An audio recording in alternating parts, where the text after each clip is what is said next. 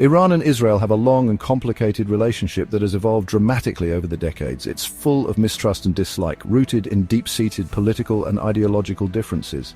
The 1979 Islamic Revolution in Iran changed everything, marking a significant turning point in their relations. Before the revolution, Iran and Israel were allies, sharing economic and military ties. But after the revolution, Iran went from being friends with Israel to being a strong enemy. These two countries have never directly fought a war, but the tension between them has been palpable. Instead of open conflict, they have engaged in many indirect fights and secret operations, often through proxies and covert actions. These often include computer attacks, espionage, and even assassinations, adding layers of complexity to their rivalry. The possibility of a direct fight is a serious worry for the whole world, as it could destabilize the entire region. Who would win if Iran and Israel fought a war? That's a tough question. There's no easy answer, as both nations have significant military capabilities. Many factors would come into play, like military strength, geographical advantages, and the robustness of their economies. We also can't forget about the influence of other countries, as global powers often have a stake in regional conflicts. Understanding these dynamics is really important for grasping the full picture of what could happen if they fought. It helps us see the potential consequences and the strategic calculations involved. Even more importantly, it shows us why avoiding war is so necessary, highlighting the importance of diplomacy and peaceful negotiations. Iran and Israel have very different military strengths, each with its own unique advantages and challenges. Iran has a large army boasting significant manpower. With over 500,000 soldiers, Iran's military presence is formidable. In addition to its large army, Iran possesses a substantial arsenal of ballistic missiles. These missiles have the capability to reach targets in Israel, posing a significant threat. Iran's military strategy heavily focuses on asymmetric warfare, which involves unconventional tactics.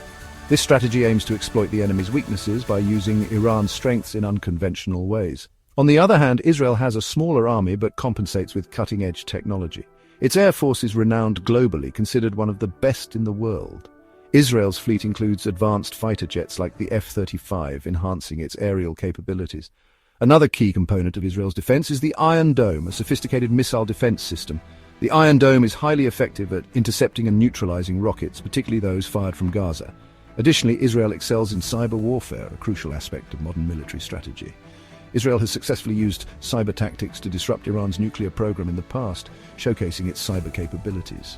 These stark differences in military strategy, technology, and capabilities would play a crucial role in any potential conflict between the two nations, highlighting the ongoing tension and the importance of strategic planning. Geography is very important in any potential conflict. Iran is a big country. This makes it hard for an enemy to win completely, but it also makes it hard for Iran to defend all its borders. Israel is a small country. It's easy to attack with missiles, but Israel has spent a lot of effort protecting its borders. It also has advanced warning systems. These systems are important for dealing with the threat from Iran's missiles. The distance between Iran and Israel also matters. It makes it hard for Iran to send ground troops to attack Israel directly. This means air and missile attacks are the most likely way a fight would start. Section 4. Beyond borders, friends and enemies. Both Iran and Israel have friends and groups they support in the region. Iran has influence through groups like Hezbollah in Lebanon and Hamas in Gaza. These groups give Iran the ability to attack Israel indirectly. Recently, Israel has become better friends with Gulf Arab states like Saudi Arabia and the United Arab Emirates. They are worried about Iran's power in the region. While these countries might not directly join a fight, they could help Israel with supplies and information. If these regional actors get involved, any conflict would become much bigger. It could even bring in other countries from around the world. Section 5. Money and technology. A strong economy is important for a strong military. Iran's economy is weak because of years of sanctions. It has a lot of oil, but it's hard to sell it. This makes it hard for Iran to fight a long war. Israel has a strong and diverse economy. It is a world leader in technology. This allows Israel to have a modern military and spend money on research. In a long fight, Israel's strong economy would probably give it an advantage. It could keep fighting longer and spend more money than Iran. Section 6. The human factor. Beyond the strategic, economic and geopolitical considerations, the human element cannot be overlooked. In any conflict, it is the people who bear the brunt of the suffering. Both Iran and Israel have rich cultural histories and vibrant communities. The impact of war on everyday life would be devastating. ordinary citizens would face immense hardships, from food shortages to the loss of healthcare services. The psychological toll on children and families cannot be understated.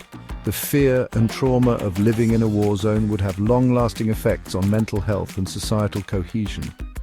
For the soldiers on both sides, the reality of combat is harsh. Young men and women would be thrust into violent confrontations, their lives forever changed by the horrors they witness. The loss of life, the maiming of bodies, and the scarring of souls would leave deep wounds in the fabric of both nations. The aftermath of such a conflict would see many struggling to rebuild their lives amidst the ruins, grappling with grief and loss. Moreover, the displacement of populations would lead to refugee crises, straining neighboring countries and international aid organizations. The human rights implications are profound, as vulnerable groups, women, children, the elderly, face heightened risks of exploitation and abuse. In conclusion, the stakes of a direct conflict between Iran and Israel are incredibly high, not just for the nations involved, but for the entire region and the world. From economic repercussions and geopolitical instability to the profound human suffering that would ensue, the costs are immeasurable. It is a stark reminder of the need for diplomacy, dialogue, and peaceful resolutions. The international community must continue to strive for peace, for the sake of all those who would be affected. The cost of war. A direct war between Iran and Israel would be terrible, with consequences that would ripple far beyond their borders. Many people would suffer, and there would be a lot of destruction. Families would be torn apart, homes reduced to rubble, and entire communities displaced. The conflict would have serious problems for the whole Middle East. The instability would spread, affecting neighboring countries and potentially igniting further conflicts. Allies and adversaries alike might be drawn into the fray, escalating the situation into a broader, more dangerous confrontation. The world's economy would also be affected. Global markets would react with volatility, leading to economic downturns that could impact millions of lives worldwide. Oil prices would go way up because of problems in the Strait of Hormuz. This narrow waterway is a critical choke point for the global oil supply, and any disruption could send energy prices soaring. This is a very important waterway for oil tankers. The Strait of Hormuz sees a significant portion of the world's oil transit, making its security vital for global energy stability.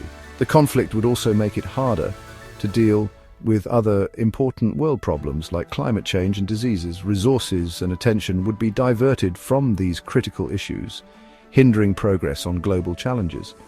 Because the results could be so bad, it is extremely important that everyone tries to talk and find a peaceful solution. Diplomatic efforts must be intensified to prevent such a catastrophic outcome. The world community must work to calm things down. International organizations and leaders have a crucial role in mediating tensions and fostering dialogue. The risks of a war are simply too high. The human cost, the economic fallout, and the geopolitical instability are all reasons to avoid conflict at all costs. No one can truly win. In the end, the only real victory is peace, and it is imperative that all efforts are directed towards achieving it.